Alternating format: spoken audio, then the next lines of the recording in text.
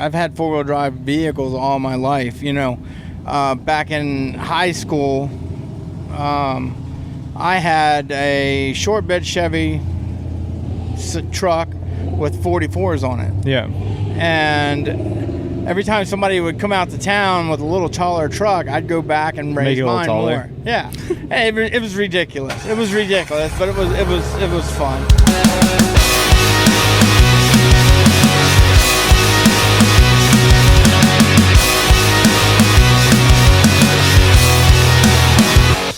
All right, what's up, guys? Welcome back to another episode of the Dirt Drive Podcast. We are here at Ultra4USA Famous Reading Rumble, and I was graciously invited to be in the pits of a race team, I guess a professional race team, if you will. I mean, you are competing in a professional circuit. I'm out here with Legacy Offroad Racing, George and Camryn Schooley. George and Camryn, say what's up. Good morning, good afternoon, whenever you're listening. I don't know, but good. It's great to be here. It's great to be on this podcast. And I'm George Schooley, Legacy Offroad Racing. That's fine. Just introduce yourself. Yeah. And sitting next to me is Camryn Schooley, my daughter, co-pilot and driver. So yeah, say hello. Hello. So we talked about it a little bit yesterday. How the hell does one get into Ultra4 racing? And it seems like we've talked about it, but it seems like you dove in head first. You want to give us a quick recap on how you got involved in the sport? Well, I guess it come about. I was invited to a Jeep race, and I went there, and I won all the events in somebody else's Jeep. So I said, "Oh, this might be good." On the way home, I bought the Jeep. Started racing that and met Eric Miller at a race. He was complimenting my Jeep, and he said, "You ought to go to King of Hammers." So that was in probably October. In January, I found myself at the King of Hammers. In your own car? In my own car, and found that it needed a lot of work to be competitive at King of Hammers. So on the way back, I actually purchased a car, and then I bought another car from Eric Miller, and actually the one that he won King of Hammers with in 2016. So I dove headfirst into it, bought the whole haul rig and everything, and I've been doing it for years. I love it, and here we are today. So your first race, you didn't attend as a spectator, and it was King of the Hammers. So the first time you sat in a car to race it at an Ultra4 race was Hammers. So you jumped head first. Yes, head first. How'd you? I know you have 3 daughters. Cameron's the only cool one. Yep. Yeah. How did you fall in love with it and your 2 sisters didn't? So the main reason I started going with my dad was because I wanted to miss school, and I loved being with my dad. So it was like a win-win. I don't have to go to school. I get to hang out with my dad and hang out with all these cool people. So I started doing that, and then one day we were at an East Coast race, and our friends' sons got sick, and they were supposed to race their four-wheelers. And my dad looked at me and was like, "Camryn, you're racing it now." And I was like, I've never even driven one before. Open air 4-wheeler, nothing with a cage. Okay. Nope, just normal quad.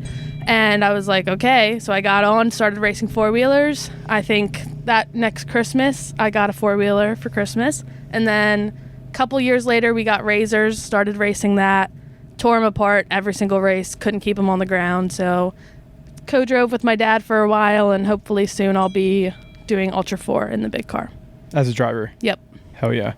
Yeah, I learned that quickly here as y'all welcomed me in, and then you were like, "Hey, let's go pre-run the Joker," and I'm like, "I don't have a helmet that fits." So I was wearing George's carbon fiber race helmet, and I'm like, "I need to buy a helmet next time I'm over here because I don't know what the hell is going to happen." And if I'm buying a helmet, I'll buy a race suit because I don't know. Like I said, like you said, you were just kind of thrust into it, and it seems like that's not uncommon. It's to just kind of end up in a car. No, when I first started out, I had all of my dad's hand-me-downs. So I was about, 14 years old wearing a 50-year-old man's driving suit and helmet and everything. But we made it work, and then I eventually got my own and ended up getting a nice setup. Yeah, I was tempted to run over to the vendor over here and just buy a helmet, but I'm like, I don't know if I have that. I don't know if that's in my budget right now. Yeah, so your setup is wild. You got a long ass truck with a. Is that a? Did you guys make this box or did you buy it that way? We actually bought it with the box on it. Okay. The truck's nickname is Marshmallow. Yep. So it's long. It rides like a marshmallow. Oh, it rides real nice. Yeah. Rides real smooth. Yeah. Nice. So when it comes to Camryn, the UTV racing, Yes. because you've done a lot of that, and you actually do race the big car non-Ultra 4 races. Yes. How do those events work? How do you approach like come into a race? So for the big car we do, it's East Coast like 4-wheel drive association, that type of thing. So they're mainly like we have PA races, Delaware, like Jersey Shore races, that type of thing. So they're all local and like circle track or figure eight or drags, that type of thing, which isn't really what our car's built for. But it's a lot of fun to just get the seat time and practice. And for those, I usually just take truck and trailer up for the weekend. Okay, so you don't hold a whole big rig. You just we've done it. We have. But probably the biggest thing in the paddock, if you will. Yes, but mainly a lot of times it's just me, and I'll bring a couple friends, and he'll come up sometimes.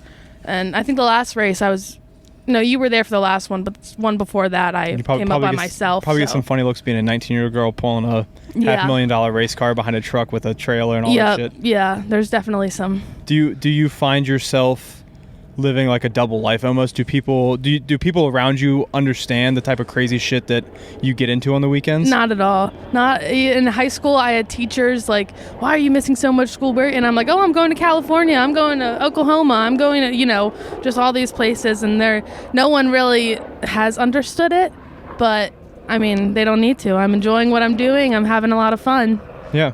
Do you guys get out and do a bunch of other races? I know the guy from MRT says that it's been almost a year since you've been in the car. Do you guys race other races in the circuit, or are you guys pretty much just like Northeast races and hammers? Well, for years, we ran the whole circuit. So we would go to Oklahoma, we would go to Nevada. Wisconsin. Was it Wisconsin? Wisconsin, run Crandon, my favorite course, Crandon. I love that place. But we would go and we would run the East Coast. We've done. There you go. Yeah. So we would run the East Coast circuit for Ultra 4, and then we would do hammers, of course, and then we would do the nationals wherever the nationals were. We did that for years, and I'm kind of this year we kind of took a break. A lot of stuff going on. I guess. Are you going into college, or you just got out of high school, you're going into college, doing work and whatever, so I imagine it's a little harder to pull away if your co-driver's not there to go out and do these races.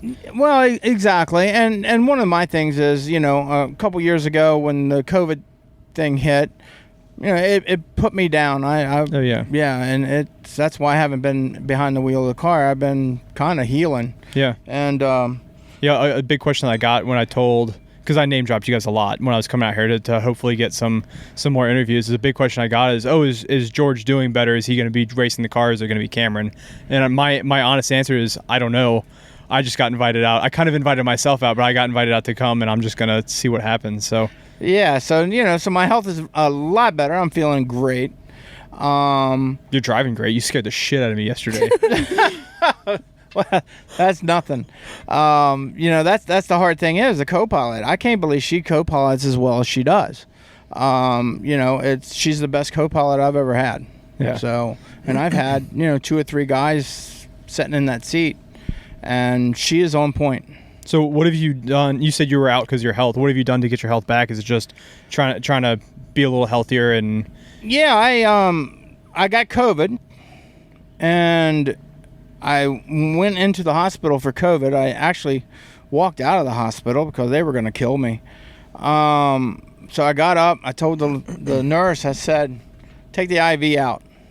I said, I'm done. I'm going home. And he called me to be his getaway car. Yeah. So told me, don't tell Mom. Just come pick me up.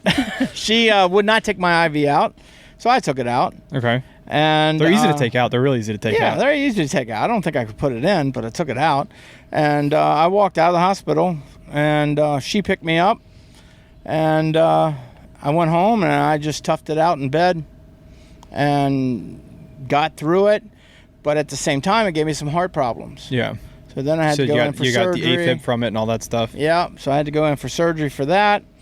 And I tell you, it 2 years, a year and a half. Knocked you out pretty good. It knocked the crap out of me. And just, I'm going to say last January, December, I started feeling better. And just been feeling better ever since. So yeah, because you missed Hammers last year, but Camryn went. Yep. Yeah. So and like I said, your driving is. I got to ride in the car with you for a pre-qualifying lap yesterday, a qualifying lap run, and it is. I can't remember what Miles said. It was like pleasantly terrifying. It's fun as hell to be in that car, and you drive the absolute balls out of it. But you've been driving high horsepower cars since the day you probably got your license. And probably before I got my license. Yeah. What was your first car? My very first car, 1971 International. Oh, hell yeah. 4-wheel drive pickup truck. That's awesome. That's fantastic. That was my very first car. Cameron, what was your first car? Jeep Wrangler. Is that the one you have the 40s on? Yep. What is it, a JK? Oh, yeah. JKU 4-door? Yep. Yeah. Hell yeah. Still have it. Not running strong, but running. Not running strong. It was just, we got it back, the day we came here, it got out of the shop. Oh, nice. What'd you break on this time? It was ridiculous. It was the key fob. It wouldn't start the car. Oh, because the battery died and security stuff? Yeah. Yep. So what did you do with your first International Scout truck? International pickup, whatever it may be. Oh, I abused it. I beat it. I put it in every mud hole I could find, and climbed every hill I could find, and I've had 4-wheel drive vehicles all my life. Back in high school, I had a short bed Chevy truck with 44s on it. Yeah. And every time somebody would come out to town with a little taller truck, I'd go back and raise mine more. Yeah. It was ridiculous. It was ridiculous, but it was fun. Yeah, every time, because you grew up with my father-in-law, every time I talk to him about trucks, he's like, oh, you need to get mud hogs on there. And I'm like, mud hogs died. Groundhogs. I'm like, groundhogs died in the late 80s. No, they never died, man. They never died. Oh, you're one of those old school guys. Oh, yeah. Yeah, that's the best tire out there. So, people used to tell me, they don't go anywhere backwards. I said, I'm not going backwards, dude. I'm going forwards. So, best tire ever made. Yeah. I'd run them today on my Ultra4 car. Your Nittos hold up good though, man. You beat the piss out of those. They honestly, they're the best tire out there. Yeah, they are, hands down. Yeah, and so you're in the 4800 class. So you're running a DOT 37. 37, yes. What? It's smaller than what Camryn has on her. Yes. JKU. Yes. Which is wild, and that's one of the biggest points I make to people is because I work at the shop sometimes. People ask for advice about tires, and I'm like, you don't need bigger than a 37. Camryn disagrees with me. We had this conversation yesterday. She loves her 40s. She disagrees with me. You don't need bigger than a 37 because if you can do the crazy shit that these Ultra 4 cars are doing on a 37. But I look good. I'm taller than half the trucks in my county. Yeah. But yeah, 37s. I mean, 37s. We're gonna go where the 4400 class is with 40s. I mean, we're gonna go the same. We race the same track as they do. And your car was pretty much as it sits could be a 44 car. It just needs 4 more shocks. You could put 40s on it and put 4 more, shocks on it, and you're back in the 4400 class. So tell me a little bit about your car. I know it's LS, Turbo 400, Atlas, but give me the breakdown on how you got to where you got power-wise and everything else. Well, it's when I bought the car, it was December, and we were going to King of Hammers.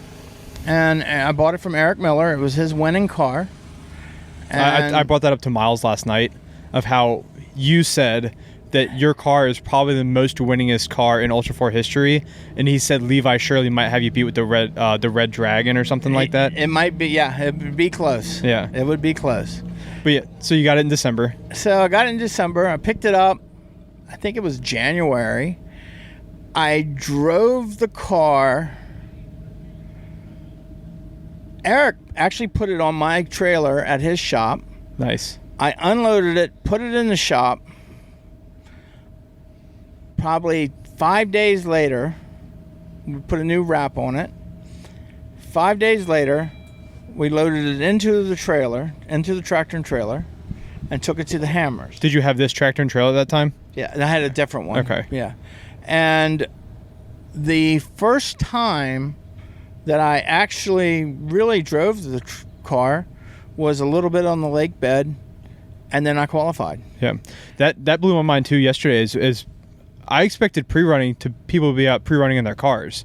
I didn't expect everyone in the paddock, the pits, to have UTVs that they're running in. There's more UTVs here than there are race cars, and even the UTV class, they're pre-running in different UTVs because they don't want to break their race cars.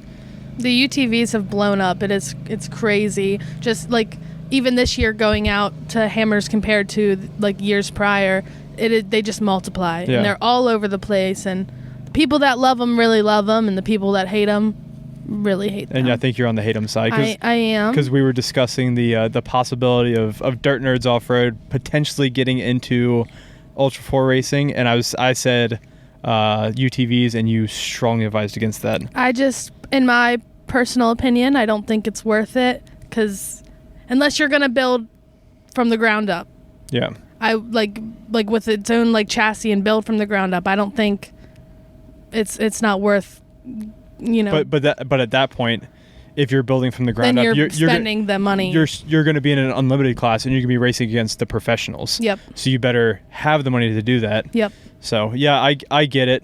They're just like, I feel like I could fold them with my hands. They just tin can. You've folded them before. Yeah, I have. And it's just, I mean, sometimes I don't even know what I did. I'm like, how did I manage that? My dad knows. One time he was sitting watching me, and I was racing our 900, and I flipped going up a hill onto my nose. It's just like the back kicked and. Yep, and I flipped because I choked up, and I slammed on the brakes when I was coming across. Like I was about to turn, but I was going up a hill, and I flipped up on my nose, got up on my hood, and then flipped on my side. And I was crushed in there like a tin can. It was so horrible. Probably bruised up from your harnesses and everything. Yep. Yeah. Just not. And I mean, after I drove it off the course, and then we had to take straps and hook it up to the truck to just try to stretch it out. Yeah. It was so bad.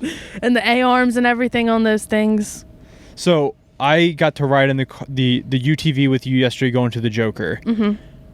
You don't drive nearly as crazy as your dad does, but you were also navigating. Yeah. So when you're not navigating and driving, are you as heavy-footed as your father? No. I would say I used to be more heavy-footed than I am now, but with events that have happened in the last, year or so, just in our sport and in whatever, I've just gotten kind of wigged out and a little more conservative with the throttle. Yeah, and that's why, because I was gonna do the Ultra 4 Visions race. Yep. Okay. And we got there. Oh, you guys were at Visions? Not this past year, but last summer, we were there, and I pulled off the course. I couldn't do it. I freaked myself out. You got in your own head. Yep, I got in my head, and it was coming down this, hill, and even Eric Miller, had took me out the day prior and rode with me. Eric Miller rode with me while I qualified for that race. I was in the best hands I could have been in and had the best advice I could have had. I just wigged myself out, drove straight off the course. And then put it in the trailer and you were done. Yep. And that was a lot because my sisters and my mom had came out, and they had never come out to races before. And considering we were all the way, halfway across the United States and Oklahoma, it was a lot. And then I got, that was kind of the start of it. And then I got into the East Coast Series to help try to get me used to being back in the seat. And this past year, I think I've been doing better, and the last 2 races or so, I've definitely gotten more comfortable, and I hope to just get to a point where I can eventually do this stuff. Are you going to race here on Sunday? That's what we're planning on. Okay, so you're going to be in the driver's seat? Yeah. So you're working on getting back into it slowly. You kind of got in your head, but now you've worked through the issues. You've talked to your counselor, therapist, whatever you do. Yep, my dad. Your dad. Yeah. That's one of the cool things is I've been to a lot of motorsports events. The family that is Ultra 4 is everywhere. Like we were doing plugs on your car this morning because we had a nasty backfire in practice yesterday, doing plugs, and for some reason we have no tools. Sorry, but we walked over to the Mill Motorsports tent and the what is Big B tent, and they gave us everything we needed. We gapped spark plugs. They gave us a little extension, and we dug through this car. And I mean, it's like it's one big pit, and everyone's here to help themselves. It's actually one big family. Yeah. You know, anybody has anything, you're welcome to anything we have. Yeah. You know, you offered someone an Atlas today. Right. You offered someone a goddamn Atlas transfer case today. That was wild to me. And I think it speaks, me being so young and being like my dad's, best friend. This past year, he let me go out to Hammers by myself. Yeah. He trusted me, trusted our community enough to be able to say, oh, you know what, she's safe out there. And when I was out there, I was a little nervous because I'm like, there's hundreds of thousands of people here, and I don't feel like I know anyone. But then I saw like the Anthony Munchie with MRT. I saw like the Big B, Eric Miller, all of them, and they all welcomed me in with open arms. And I felt like I was at home. Even though you're surrounded by 100,000 people you don't know, there's still the core group of racers that I think Miles, or not Miles, the other guy who was doing the drivers meeting said there's 100 racers here this week. Yeah. There's 100 cars registered, and this is the first time back at this park in 2-3 years, and that's amazing. And it seems like it's just the traveling circus. The same 100 people, 200 people, depending on where you're at, go to every race. Mm-hmm. Well, that's true, and it's just a family-oriented sport. If you're gonna win, you're gonna beat somebody. We want to beat them on the course. Yeah. Not because they broke in the pits. So we kind of, if somebody needed a car, I got a spare car. Yeah, it's about half the horsepower, but it'll still do the job. Yeah, exactly. So it'll still get you around the course. It's got the same axles, same shocks, same tires. Yep. So, yeah, it's unbelievable. I'm still like starstruck and awestruck, jaw dropped. I mean, you're here with the fastest people in our sport. Yeah. The fastest cars are here. Well, I knew you were competitive for being a professional, non-professional race car driver. I mean, you run. These guys run race shops. They build race cars. You run a septic service. Right. So for being septic service, right? Yep. So for being a non-professional professional, I didn't realize how competitive you guys were in this sport. I mean, you said you even outside the sport, you win almost every race you enter. You qualified 6th out of 15. Right. So, right. How did that go? How did qualifying go? Qualifying went well. I was conservative. I was. And it was a little muddier than when you and I ran it yesterday. So I did get a little wet, a little sideways. A little squeaked up down there in the bottom. It kind of, got a little sideways on me, and I had to slow down. Yeah. So, but I ran a conservative run. I knew, I was hoping I'd be in the top, top 3 or 4, but I think we ended up 6th in our class, so we're fine. Yeah, 6th is still top 10, not bad. And it puts you in a good spot. Sometimes it's better to be the dog than the rabbit. Yeah, because as they were saying in the drivers meeting yesterday, if someone's on your tail, they've already passed you because it's a staggered start, it's a timed race, it's not a position race. Mm-hmm. Yeah, exactly. And for me, I'd rather be in that 2nd, 3rd starting position because I'm not setting the pace. Yep. And because I feel that it's a lot harder to get away from somebody than it is to catch somebody. Yeah, they must have to brake to get away from them. Yes. Do you guys have a general race strategy of, obviously the race strategy is don't break your car and go as fast as you can. Do you guys have because pilot and co-pilot, do you guys have a way you guys approach taking the course? He drives, I tell him what to do. That's it? Yep. That's pretty much it. I make every single call we need to make, and I call out every single thing that is on even if it's just, the smallest rocks will be the ones that get your tires. Well, because the smallest rocks pop out of nowhere and they kick you and they throw you sideways. So every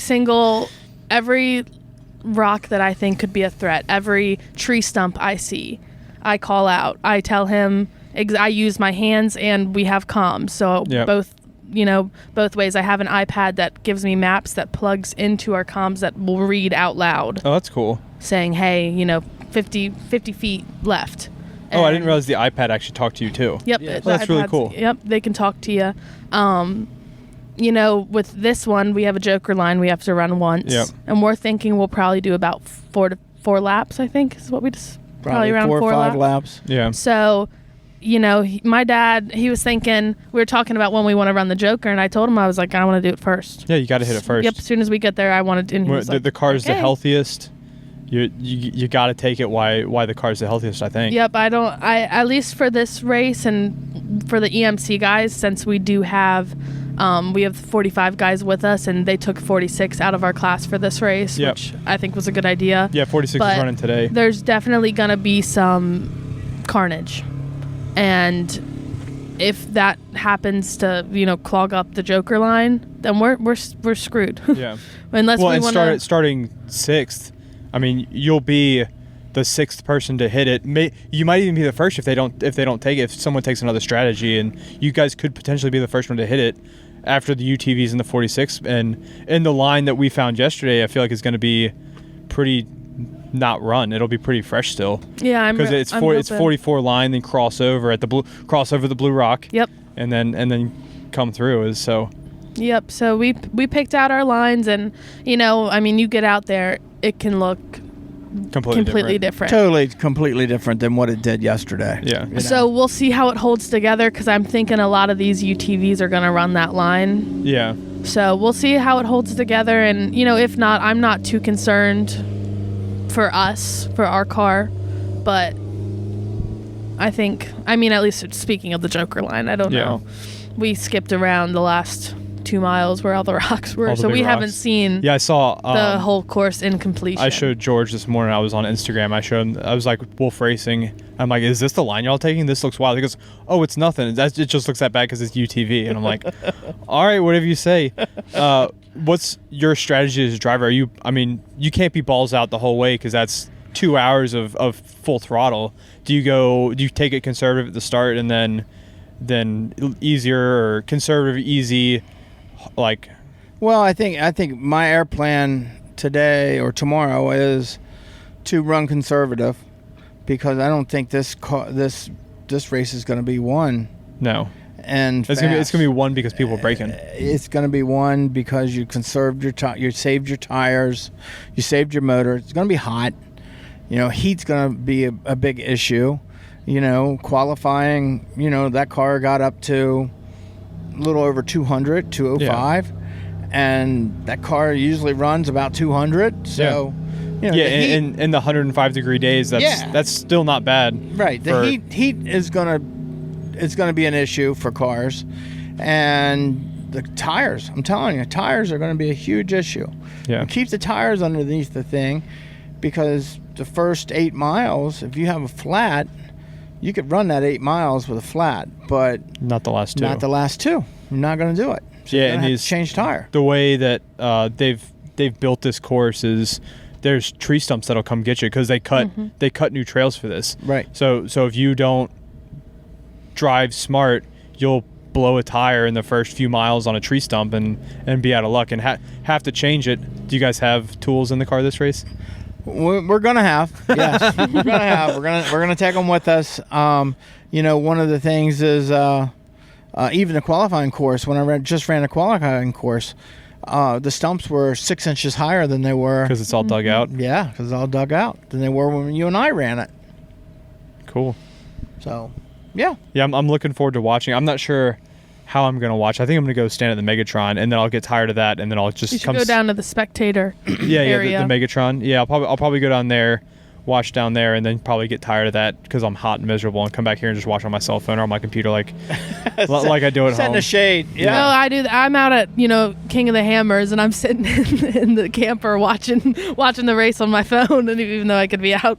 Yeah, we we saw, what's Eric's wife's name? Leah. We met Leah at Walmart. We ran into her at Walmart. She was buying a new TV for the camper because she doesn't like sitting outside at the Megatron, so she sets it up in the trailer. Mm-hmm. So, how'd you get into this? How'd you find Ultra 4 and? So I got into it because I have the itch of a heavy foot. I don't have the budget for it, but I have the itch of it. I've always been into cars. My first car was a Jeep CJ7. That my dad bought new in '83, and it was a one-owner car until I had it, and I had to sell it because I put 35s on it, never re-geared, blew up the transmission 4 times.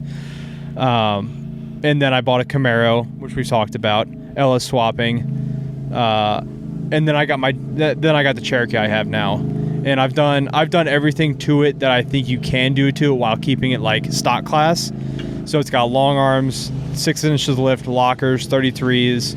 And really, the next step for me was like racing it because I don't want to go bigger. 35s is the biggest I'd ever go. And then through Instagram, I found Daniel Applegate with Gear Monkey Racing, and I'm like, oh shit, this car's wild. It looks just like mine. It's a white Cherokee, 97 plus, same lift. I mean, he's got Spider Track, so that's a little different. Same lift, same size tire, and that's how I found the sport, and I just kind of fell in love with it. And then through my in-laws, I've heard about you for years from Chris Hadelman, because he wears his Hammers hat all the time. I'm like, oh shit, did you go to Hammers? He goes, yeah, with this guy George Schooley, and I didn't know my wife at the time. I'm like, oh, that's pretty cool. He's a local guy. And then I met my wife, just started, interacting with the family, and then I heard your name again from her dad, and that's how I ended up here is just that. So is there any PG or PG-13 stories you can tell us about my father-in-law? Oh, because he does listen. Oh, squeaky. Him and I go back, oh God, since we were teenagers. Him and I would run the roads of Loudoun County, just crazy. One night in Bluemont, we took that yellow Charger off one of those jumps. Wasn't intended on being a jump, but Tommy, squeaky, made it a jump, crushed the exhaust, car shut off in the middle of the road. We had been drinking a little bit. And statute of limitations doesn't. Right. And back then it was different. Yeah. And yeah, so that's one PG story. You ought to ask, when was this around the time of chicken larceny? Would he have any clue to end our mystery? What is the chicken larceny? Oh my God, that is a terrible, long story. Yeah, we got time. Summary. We got time. He went to get his conceal and carry, and they said, you have to do the background check, everything. They said he had one charge that they had to invest. Well, I'll step in here. So I went to get my conceal carry. I was at the King of Hammers. Yep. And so this is recent. No, this is years ago. Yeah, if you're at the King of Hammers, it was 16, 17. And I'm out there, and I get a call from the state police. And they said, everything is good, but we have one thing. And they said, in Virginia, we show that there was a chicken larceny. What is a chicken larceny? They said we stole chickens. Stole chickens. I don't remember stealing chickens. I remember setting a possum loose in Kentucky Fried Chicken in Leesburg one You night. set a possum loose and a Kentucky KFC. Fried Chicken? Inside, yeah. I turned it loose inside. Just for shits and giggles.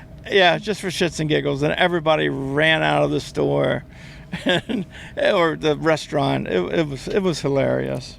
So, but I don't remember any chicken larceny. Did they give you a date on when the chicken larceny happened? Was it like 80s, 90s, early 2000s?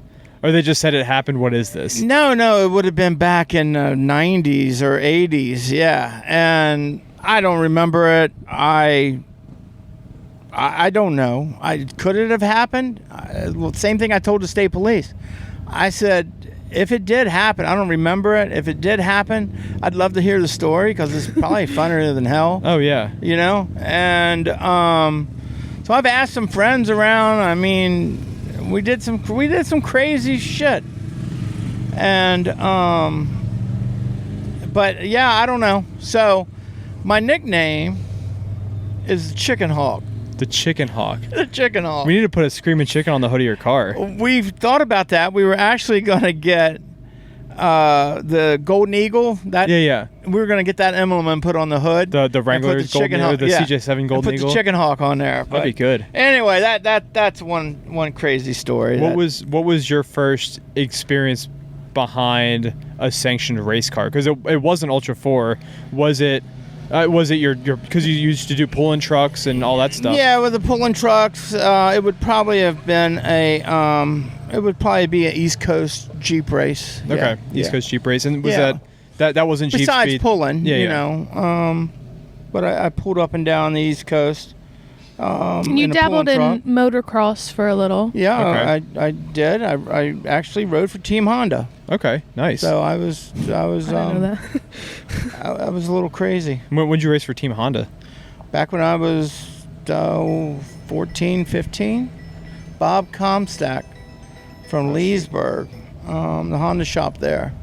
Yeah. Nice. So. And then you did. He was a professional team roper. Okay, so a while. Rode horses and rope cattle. So you got competition in your blood. I do. I live and breathe it. You know. So of all of the cars you've owned, because I'm sure you've owned some pretty wild cars, not including your Ultra 4 car. What car would you want again? Wow.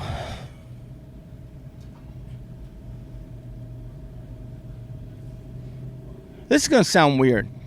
Probably my old 95, and I'm not a Ford guy, but probably my 95 Ford Power Stroke. Nice. Is that a 7.3 non-turbo? No, turbo. Turbo. Yep. Those are great trucks. First ones that came out. I missed that truck. That truck. I mean, you know, it was a great truck. But now, as far as for not being a Ford guy, those OBS. Yeah. Those OBS diesels are. I mean, they're $40,000 trucks now. Right. That's my. So, I want.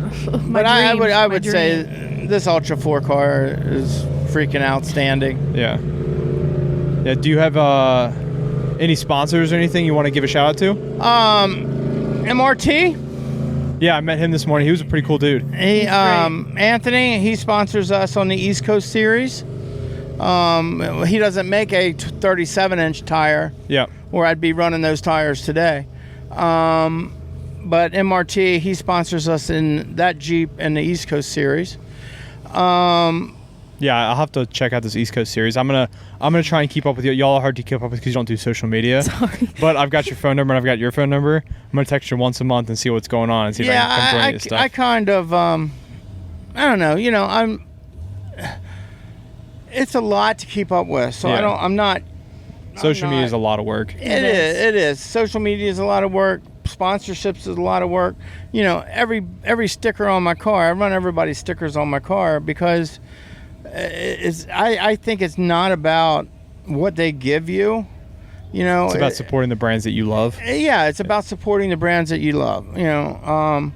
Yeah, we used to keep up with it. But yeah, pretty good. And then now that we've taken a step back, it's another job. You know. Oh yeah. It's a like I said, it's a full time. Yeah. To race any series is a full time job, and if you're running a business, and I mean, starting as a young adult, you can't really have 2 full-time jobs. It's that's too much to tackle. That's the thing about this Ultra4 racing, is that unless you're born into a family that can afford it, it takes you forever to be able to do it, because then when you do it, you're too old to do it. Yeah. You know? I mean, it's hard on me. Yeah. You know, I'm 60. Yeah, I'm doing my best to just throughout the day, making sure you don't drink water, which is wild.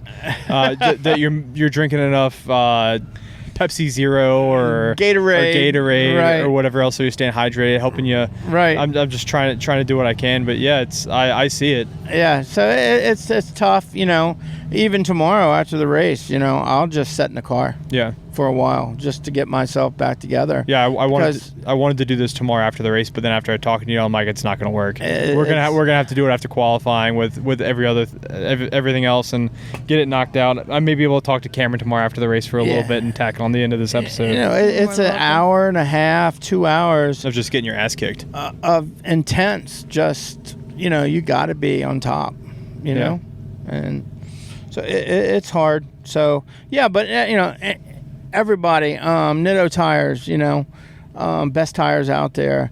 I actually have a cool suit that I'll be wearing tomorrow. So I'm trying to remember the name on the cool suit right now. Cool.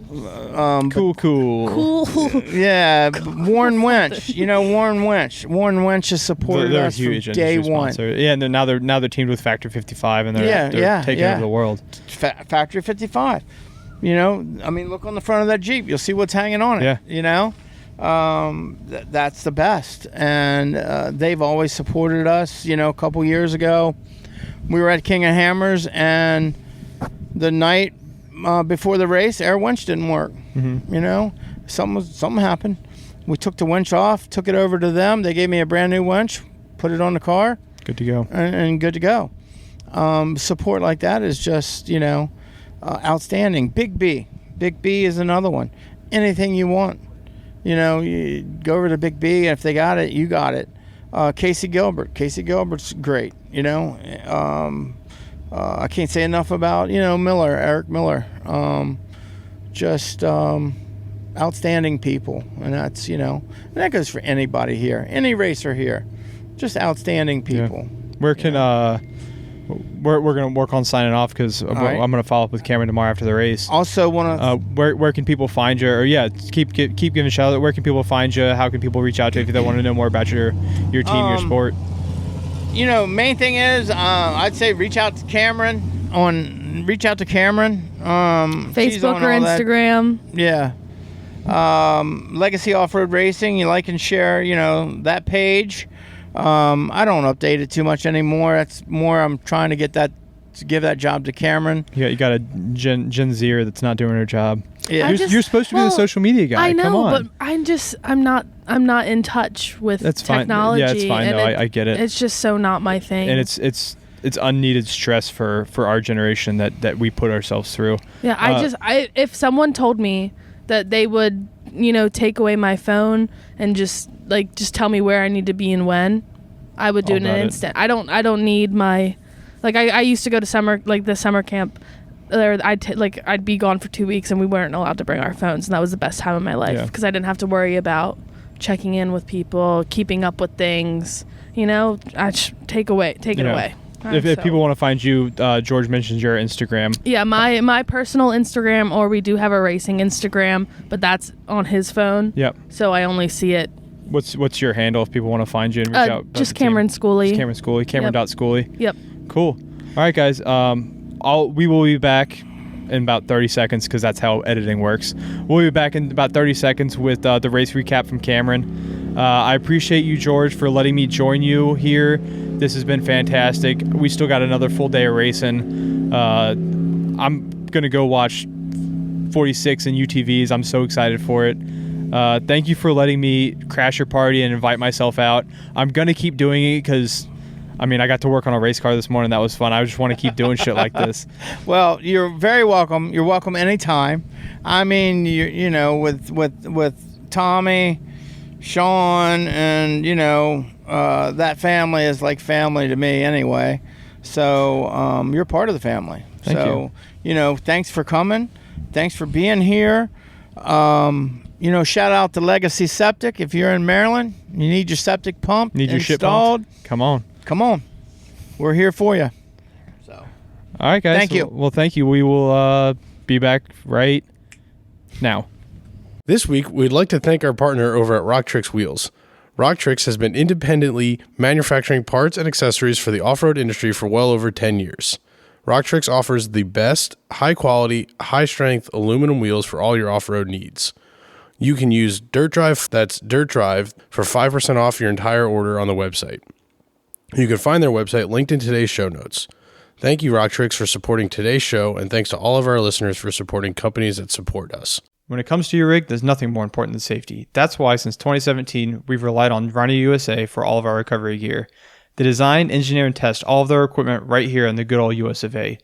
Check out their entire lineup of 4x4 recovery products, vehicle and equipment tie-downs, shovels, spare tire bags, and more on their website, rhinousa.com. And don't forget to use the code DIRTDRIVE at checkout for 10% off your entire order. What's up, guys? Through the magic of podcasting editing, we are back post-race. George is taking a little cooler, and we got Camryn here with us to kind of recap. They had a tough race, good start. 3 miles in, took a hit. Tell us about your race. Yeah, so we started off really strong. We got the lead from the start line. We pushed the car really good. We felt great. We got into Kool-Aid. We shot right up the line. Didn't have to winch, which was great. You guys were the only ones that didn't have to winch, right? I believe so. I could be wrong, but from what we saw, yeah, we were the only ones that didn't have to winch. We kept going. We didn't know that we had, or I didn't know we had a flat tire. I'm not sure what my dad was thinking. And you think you probably cut it on Kool-Aid? Yeah, probably somewhere around there. The car felt fine, so we kept going. Past mile marker 6, we were good. Came up to go into the Joker line because we thought the car was perfectly healthy. Yeah. So that's why we were hollering at you on the radio, and you were just I guess you guys were so in the zone you didn't hear us, or the connection also wasn't very good because you were probably a few miles away as the crow flies. Yeah, so I heard you guys twice, but I couldn't make out what you were saying. It sounded just like static, and we were trying to talk to because I was trying to tell, because we had just got to the Joker when I heard you guys. So I was trying to tell him what line to go up. Yep. So as soon as I heard you guys, I just, radioed back and quit talking, shut up, just because we were trying to get, what we were doing. And then we got stuck pretty fast. Yeah, because you went up, we spotted the left line and then cutting over, but you guys went up. Yep, the right, because I couldn't communicate because we were hollering at you to stop before you got there to change your tire. Yep. So it was a whole mess, but we got up there. I got out to winch. We tried for a little bit with, nothing was working. So got out to winch, hooked us up to a tree, started going. The winch line got caught in the spool. So, and I'm not strong enough. So I was putting my whole body weight against it, trying to pull the winch line out, and I couldn't get it. So we, tried without having to do it. Then the winch broke, the whole clip part. The Factor 55 quick clip. Yep, that just fell off. So luckily I was standing back. That's a big thing. Winch safety. Yeah. Making sure no one is in between the car and the winch. Yeah, the triangle of death if you're doing a weird pull that's the other nice thing about the synthetic line is you probably just saw it drop. It doesn't bounce back. Nope. Yeah. It just dropped, but it definitely gave me a good lesson on always making sure you're really paying attention to what you're doing and being safe. So once that happened, my dad ended up getting out of the car. So he got out of the car. I got in the driver's seat, and we tried to move it around for a little bit. Wasn't working. He was able to pull the spool out. Yeah. So we did that. Didn't work. Decided we needed to change the tire. Got out. started stacking rocks because our tire was absolutely shredded. Yeah. And we couldn't, like, every time I grabbed onto it, I was just getting cut with wire. So my hands were covered in blood. Oof. I was washing them off in the creek. I actually had to lay down in the creek to be able to pull the tire off of the car. You said you were hanging from the tube chassis, Yep. kicking the wheel from underneath. Yep, I had my arms hanging up, and I was just kicking and kicking, hoping that eventually it would give. And So us being back there yesterday, two days ago, how was trying to position a high lift jack in that creek? Because position a high lift jack on stable ground is sketchy, and that was a steep incline creek. Yeah, so it was really rough. So every time he would crank it up, I would put a rock down. Okay. So I would put a rock. So you'd shim under the axle or something? Yep, right under the axle. I was just stacking them. So that way, if it did fall down or if something happened, the car wouldn't, crush down. Yeah, especially with you being under it, kicking that tire. Yep. So that was a little risky, but we did what we could. We ended up taking, the part of the lift that stays standing up straight. So we took the factory 55 part of the winch that broke, and we tied it around. It off so it wouldn't shift left and right. Yeah, so it wasn't moving as much as it was when we were just trying to do it without it. But we ended up, we got the tire changed, started to get back in the car, and realized the fans weren't cutting on. So car wouldn't cool down. Was it like that the whole race, or was it after you got stuck? So after we got stuck, so we thought once we got the tire on, we'd be good to go. Do you guys don't let it idle when you're changing the tire? You kill the car? We killed the car. Okay. Yep. So we killed the car. We opened up the what is it called? The antifreeze. Yep. We checked the antifreeze. It just started boiling over straight out the back, just all over the ground. Well, yeah, and talking to your buddies that were in the pit hanging out, they were saying that's not an easy cap to get off because it's through a sharp piece of sheet aluminum, Yep. and it's like a half inch bigger than the cap. Yep. They were surprised you even got it off, and I'm like, I don't know. So we got it off. My dad got it off, and then we put another. We had antifreeze on the car, so we threw that in the car.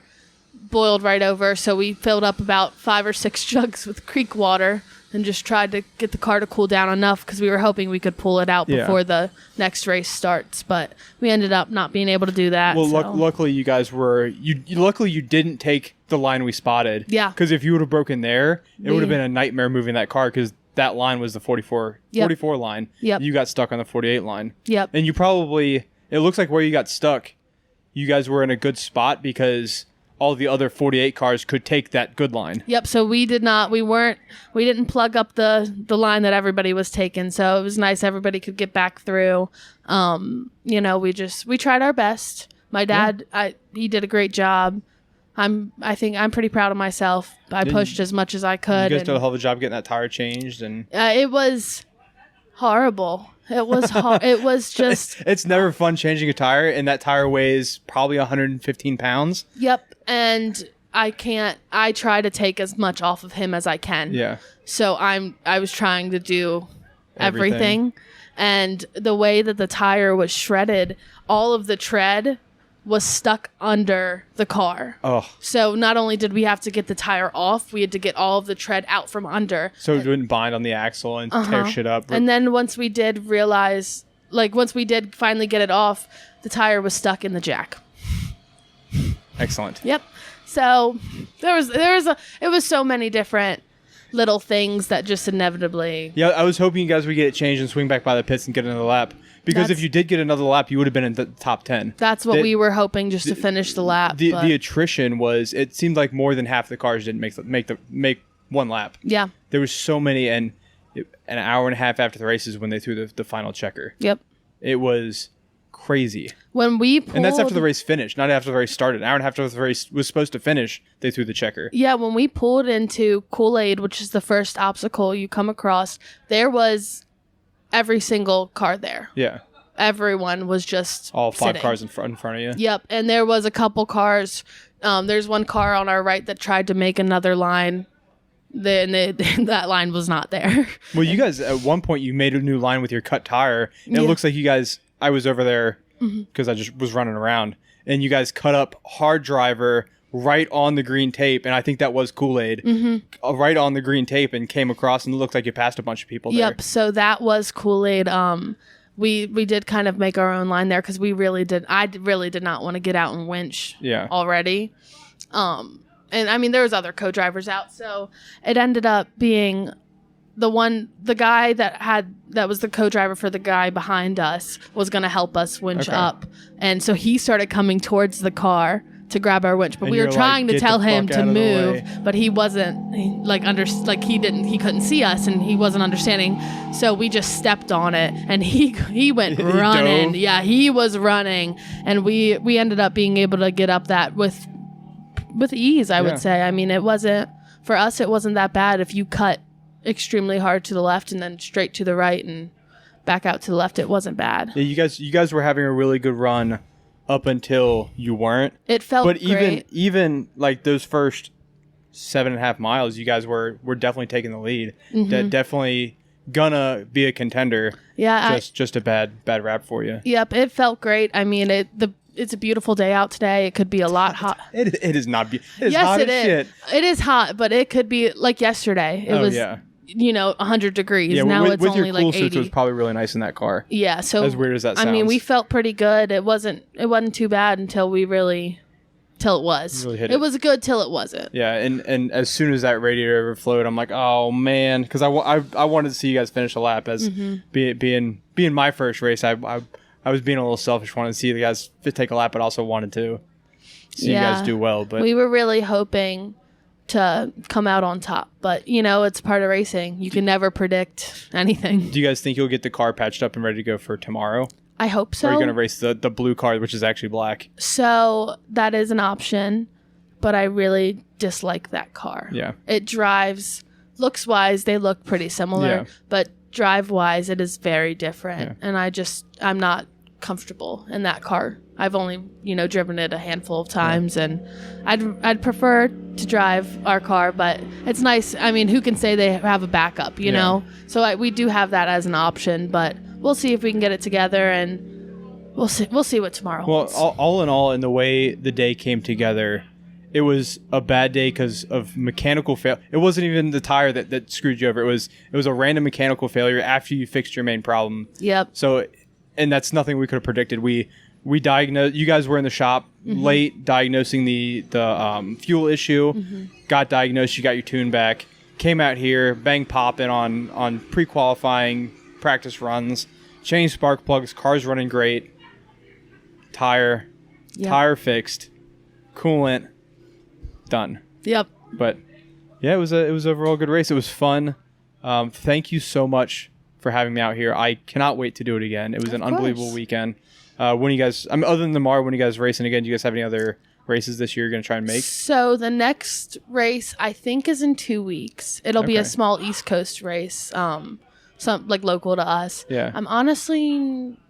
I'm not sure which race it is, but it's just a small local East Coast. Just get more seat time. And your dad lets you drive, not your dad, you steal the car from your dad to race those races, don't you? Yes. So I take the car. He's done. This was going to be his last race. Okay.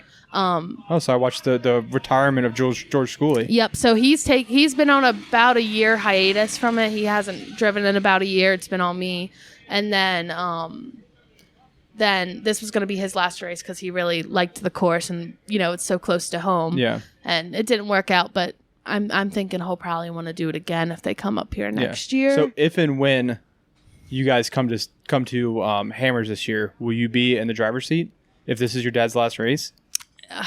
Who knows? I don't know if we'll go out just to spectate, go out, for what? Last year we ran Hammers, we split it. We had me and my dad were in the car for lap 1, and then Mike Bosley and his son Jordan were in the car for lap 2. So we've done that before. We might do something similar to that, like maybe with I'll drive lap 1 and Jordan will drive lap 2 or something like that. Yeah, that'd be really cool to see. Because they're really, really good rock bouncers and really good at the technical type of stuff. And I've seen him drive that mod stock YJ, and he puts that thing in places it shouldn't be. Yep. I just said places like 17 times, but that's all right. Thank you again. I'm gonna wrap up because we've already been going for a while because of the magic of editing, but and I'm sure you're tired and want to sit down and drink a water and I'm beat and relax. But thank you again for having us out. Follow her, Camryn.Schooley on Instagram. Legacy Offroad Racing. I've been tagging them all week. unbelievable time. If you guys have an opportunity to make it out to an Ultra4 race, any off-road race, it's unbelievable. The community is amazing. Come say hi. We'd love to meet you. Yeah. Yeah, it's the Marshmallow, I guess the name of the truck is. It's it's got a red cab and hood, and it's hard to miss. Yeah, it's got a white box and then a long ass race trailer behind it. Mm-hmm. You can't miss the Schooley car. It was cool because your car had every panel that car has ever had on it. Yep. It had at least one panel from every car. So yeah, it's awesome. So the wrap that's on the hood is what is my wrap. It's pink and blue. Mm-hmm. And then since he was in the car, you couldn't drive a pink car. No, so God he forbid. had to put it actually is cool. Yeah. All the panels from all the different runs it's had. Well, cool, man. I appreciate you. I appreciate all of our listeners. Stay tuned. The next few weeks, we got a bunch of really cool interviews from the race out here in Pottsville, Pennsylvania. And we will see you guys next week. Thanks for coming.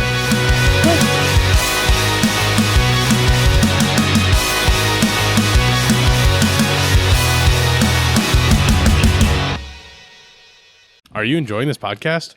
Do you want more ridiculousness from the Dirt Nerds? Check out DirtNerdsOffroad.com. It'll link to all of our social media, as well as our YouTube page, and you can pick up some sweet merch to help support the podcast and other adventures.